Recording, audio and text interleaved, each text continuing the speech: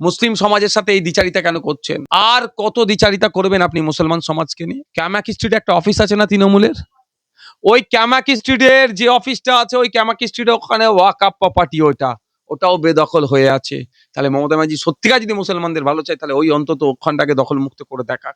নির্দেশ দিচ্ছে যদি না আপলোড হয়, হ্যান হয়, ত্যান হয়, তাহলে ভাই ভাইপো বা দলের লোকেদেরকে আবার গ্যারেজ করে দেবো। অন্যায় যেগুলো চুরি, গরু চুরি, বালি চুরি, কয়লা চুরি, এখন তো মৃতের চোখও চুরি করে নিচ্ছে এরা।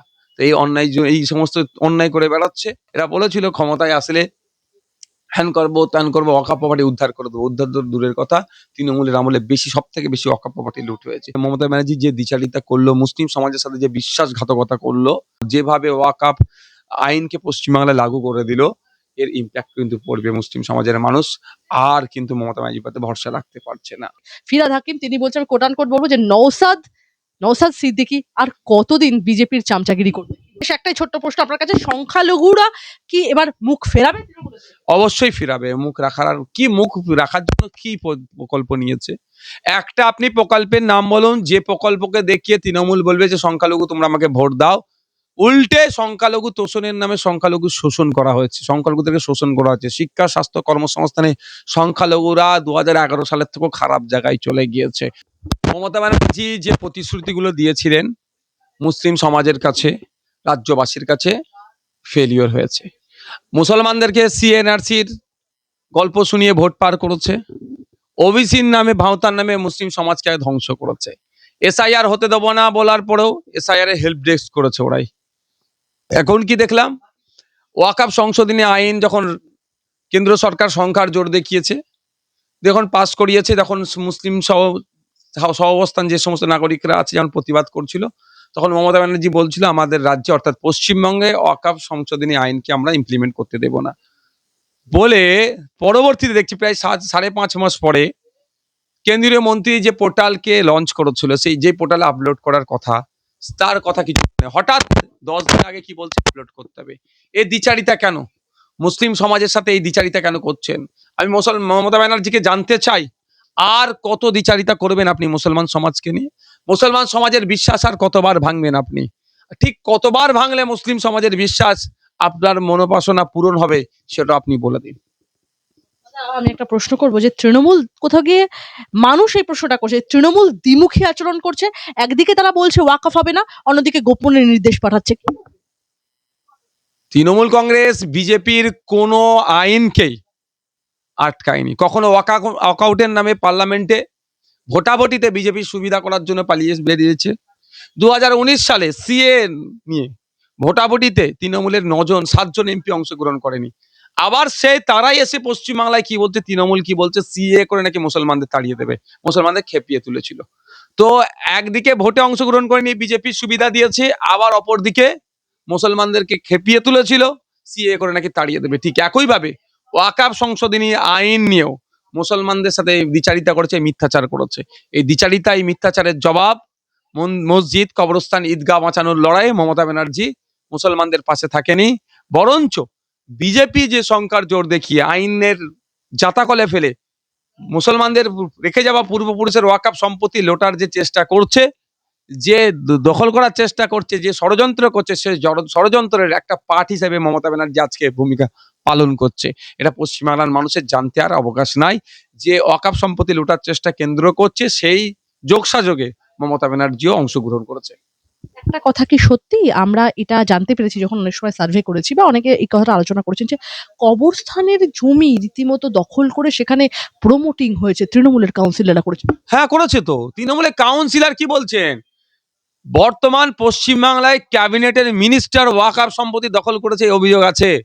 মমতা ব্যানার্জির আশেপাশে ঘোরে সব সময় এই ধরনের মিনিস্টারদের বিরুদ্ধে অভিযোগ আছে। তৃণমূলের এমপি, এমএলএ, তৃণমূলের অনেক নেতার নামে অভিযোগ আছে, কবরস্থান, মসজিদের জায়গা এরা দখল করে নিয়েছে, ওয়াকআপ জায়গা এরা দখল করেছে। মমতা ব্যানার্জি সত্যিকারের অর্থে যদি মুসলমানদের ভালো চান, ওয়াকআপ এই আইনকে তামিলনাড়ু সরকারের মতো বলুক, যতদিন না কেন্দ্র সরকার, সুপ্রিম কোর্টে ফাইনাল জাজমেন্ট আসছে, ততক্ষণ ইমপ্লিমেন্ট হতে দেবো না, কথা বলুক। এটা কথা বলেছে, কথা বলেনি। মমতা ব্যানার্জি সত্যিকারের অর্থে যদি মুসলমানদের ভালোবাসেন, ওয়াকআপ সম্পত্তি উদ্ধার করতে চান, তাহলে তার দলের আগে নেতা ক্যাঁতাগুলো যেগুলো ওয়াকআপ সম্পত্তিগুলো লুটে রেখেছে, সেগুলোকে আগে উদ্ধার করুক। আপনারা শুনলে অবাক হবেন, আমি বলছি, আমাকে তথ্য আছে। ক্যামাক স্ট্রিটে একটা অফিস আছে না তৃণমূলের, ওই ক্যামাক স্ট্রিটের যে অফিসটা আছে ওই ক্যামাক স্ট্রিটে ওখানে ওয়াকআপ প্রপার্টি, ওটাও বেদখল হয়ে আছে।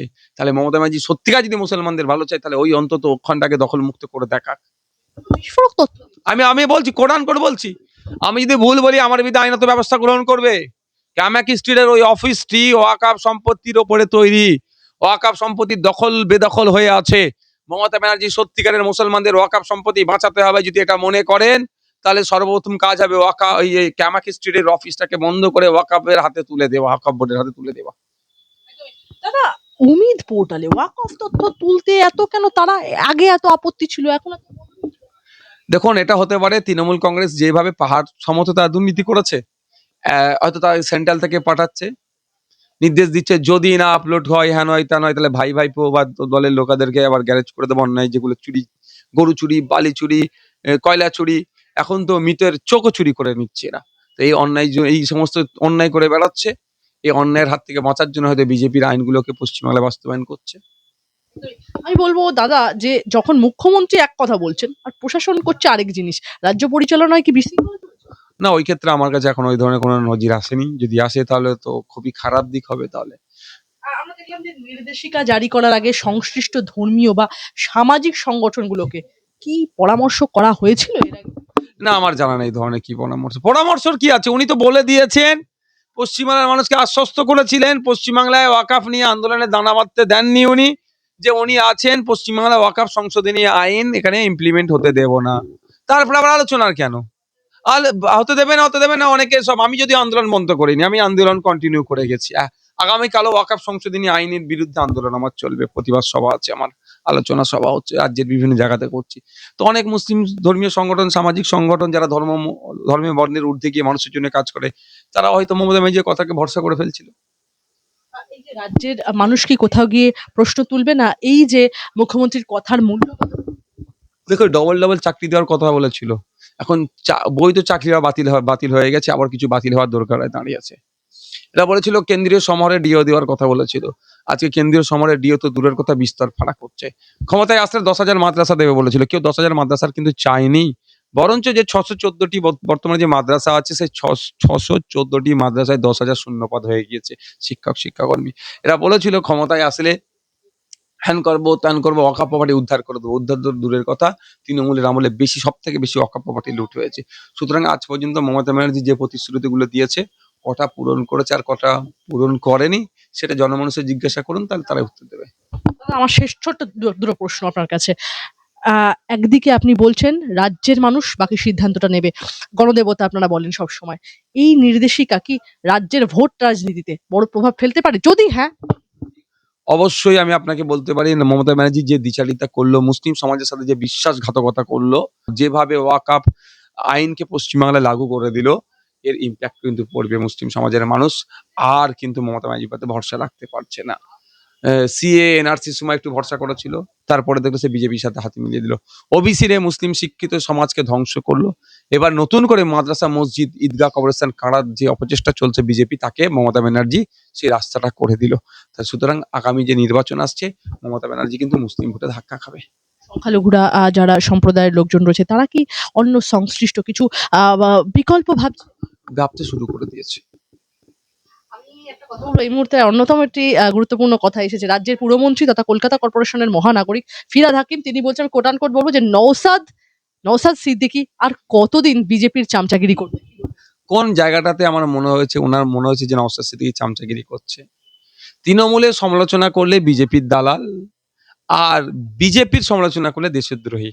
আমাদের মধ্যে যারা বিরোধী আছে সবসময় এটা আমাদেরকে শুনতে হচ্ছে। তবে একটা কথা বলবো, 1998 সালে বিজেপির গর্বে আইএসএফ এর কিন্তু জন্ম হয়নি। বিজেপির গর্বে ফিরহাদ হাকিমের বর্তমান যে দলের মন্ত্রী, সেই দলের জন্ম হয়েছে, তৃণমূলের জন্ম হয়েছে। কদিন আগে তারা নতুন করে প্রমাণ বিজেপি দলের সভাপতি শ্রমিক ভট্টাচার্য সাহেব বলে দিয়েছেন, যদি লেবার রুমে যদি বিজেপির বড় নেতারা না থাকতো, তাহলে তৃণমূল নামক দলটারই জন্ম হতো না। সুতরাং কথা আছে না, নিজের চরকায় তেল দিন। আপনি আমাদেরকে, ফিরহাদ হাকিম সাহেব, আপনি আমাদেরকে যতই চামচা বলুন না কেন, বাংলা বিজেপি চামচা বলুন না কেন, বাংলার মানুষ জেনে গিয়েছে যে বিজেপিকে পশ্চিমবাংলায় কে প্রাসঙ্গিক করে রাখতে চেয়েছে, ফ্রন্ট ফ্রন্টে এনে লড়াই করার কথা কে বলেছিল, কারা বলেছিল, বাংলার মানুষ জেনে গিয়েছে। শেষ একটাই ছোট্ট প্রশ্ন আপনার কাছে, সংখ্যালঘুরা কি এবার মুখ ফেরাবে তৃণমূলের? অবশ্যই ফিরাবে। মুখ রাখার আর কি, মুখ রাখার জন্য কি প্রকল্প নিয়েছে? একটা আপনি প্রকল্পের নাম বলুন যে প্রকল্পকে দেখিয়ে তৃণমূল বলবে যে সংখ্যালঘু তোমরা আমাকে ভোট দাও। উল্টে সংখ্যালঘু তোষণের নামে সংখ্যালঘু শোষণ করা হয়েছে, সংখ্যালঘুদেরকে শোষণ করা হচ্ছে। শিক্ষা, স্বাস্থ্য, কর্মসংস্থানে সংখ্যালঘুরা 2011 সালের থেকেও খারাপ জায়গায় চলে গিয়েছে। আমি আপনাকে জোর গলায় বলছি, এবারে সংখ্যালঘুরা মমতা ব্যানার্জিকে যোগ্য জবাব দেবে। আমি একটা প্রশ্ন আমি শেষ বললাম, কিন্তু ছোট্ট একটা প্রশ্ন রাখবো এর সঙ্গে। আমরা আজকে ইলেকশন কমিশনের অফিসের বাইরে দেখেছিলাম, সেখানে দেখলাম একটা বিক্ষোভ কর্মসূচি চলছে। সেখানে আমরা দেখলাম একাধিক সংখ্যালঘু সম্প্রদায়ের লোককে মুখ করে নিয়ে আসা হয়েছে। বারংবার এই দুধিল গাই মুখ্যমন্ত্রী বলছেন সংখ্যালঘুদেরকে বারংবার কি ব্যবহার। ক্যাপটিভ ভোট ব্যাংক হিসেবে রাখতে চাইছে। আমি অনুরোধ এটাই, সংখ্যালঘু সমাজ কি সংখ্যাগুরু সবাইকে বলবো, মানুষ হওয়ার চেষ্টা করুন, শুধু ভোটার হয়ে থাকার চেষ্টা করবেন। এরা ক্যাপটিভ ভোট ব্যাংক হিসাবে রেখে রাজনৈতিক ফায়দা নিতে চলেছে। সাধারণ স্বাভাবিক জীবনযাপন করুন, আপনি কারো ভোট ব্যাংক হয়ে থাকবেন না। আপনি উন্নয়ন প্রতিশ্রুতি, ভাওতা প্রতিশ্রুতি আর এই ধরনের কাটমানির উন্নয়নে ভরসা করবেন না। আপনার অধিকার সংবিধানের পাতায় লিপিবদ্ধ আছে, সেটা কে বা কারা বাস্তবায়ন করতে পারবে তাদেরকে আপনার মূল্যবান ভোটটা দিন।